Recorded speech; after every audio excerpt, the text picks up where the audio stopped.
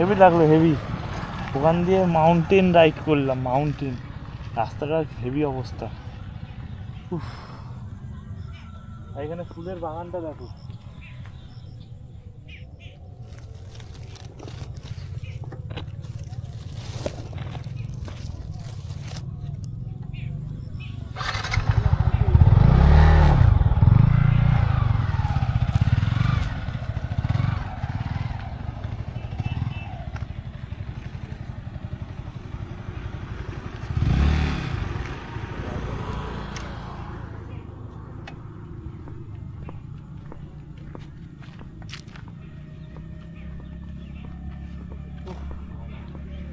হাত পুরো ব্যথা হয়ে গেল।